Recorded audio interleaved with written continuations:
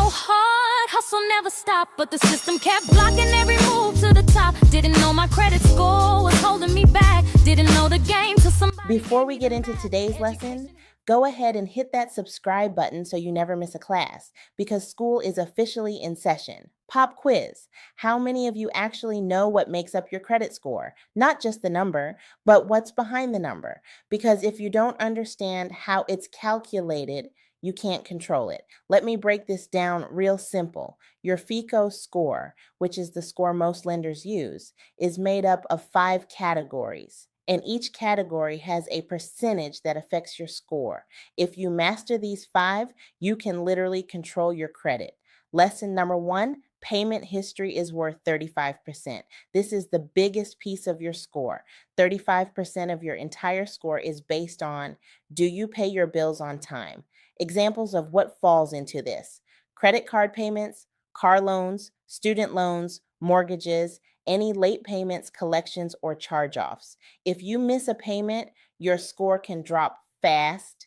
Even one 30-day late payment can hurt you. Here's a real example.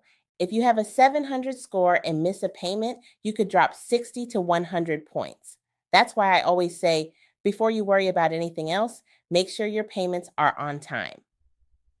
Lesson number 2. Credit utilization being worth 30%. This is the second biggest factor.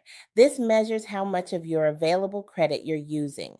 Some examples are, if you have a $1,000 credit limit and your balance is $900, you're using 90%. That's high.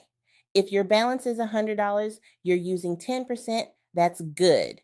Rule of thumb, keep your utilization under 30%.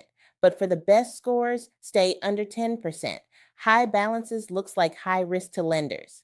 Lesson number 3, length of credit history calculates at 15%.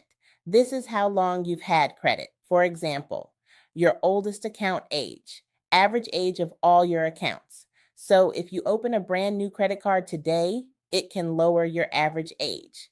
This is what it looks like. Someone with 10 years of credit history will look more stable than someone with 1 year. This is why I tell people, don't just close old accounts for no reason. Age matters. Lesson number 4, credit mix is small but might add 10%. This is the type of credit you have. Lenders like to see a mix. Mixes look like this: credit cards, revolving credit, car loans, installment loans, mortgages, personal loans. If you only have credit cards, your profile is weaker than someone who has multiple types. Think of it like this. Lenders want to see that you can handle different types of responsibility. Lesson number 5, new credit is worth 10%. This is about how often you apply for credit. For example, hard inquiries, recently opened accounts. If you apply for a bunch of credit cards at once, that's a red flag. Real example, if you apply for 5 credit cards in 1 week, lenders start thinking you're desperate for money, and that can get you denied. So let's recap. 35% payment history, 30% utilization, 15% credit age, 10% credit mix, 10% new credit. This is the formula lenders use, not just your score, your profile. Now, here's the truth. Most people were never taught this. They just get told, raise your score. But nobody explains how. That's exactly why I do what I do. Because once you understand this, you can start positioning yourself for approvals, funding, and real opportunities. If you want my credit profile checklist that breaks this down step by step, comment access or hit the link to book your free credit education call, and I'll help you see exactly where you stand and what to fix. And again, hit subscribe so you never miss a class.